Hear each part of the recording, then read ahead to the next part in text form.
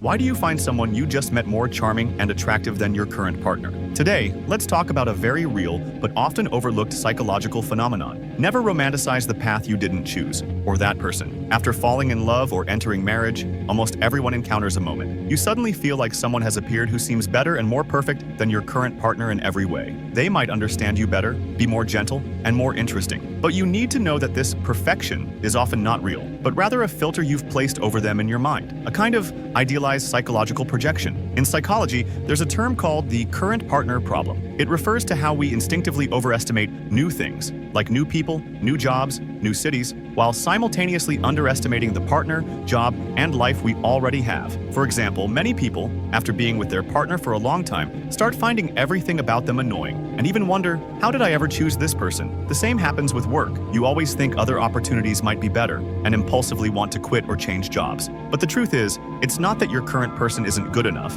or your job isn't excellent enough, but that you've become too familiar with your current lifestyle. And familiarity gradually reduces your sensitivity, creating the illusion that everything around you is nothing special, making you increasingly dissatisfied. Especially when you're already somewhat disappointed with your current relationship, you're more likely to fall into the familiarity trap. For instance, you had a fight, and your partner didn't comfort you as you expected. It was originally just a small thing, but you unconsciously magnify it, and even start thinking, would I have it easier with someone else? And that's when you're particularly prone to romanticizing people you just met. You start comparing them to your current partner, becoming more disappointed with each comparison, full of expectations for the new person while becoming increasingly critical of your current partner. But ultimately, it's not that others are really better, but that your subconscious is making excuses to escape current problems. You don't want to face conflict or deal with emotions, so your brain uses romanticizing others to offset your inner unease and anxiety. In reality, this is transferring your sense of powerlessness and disappointment in the relationship onto another person. You must understand, being attracted to someone new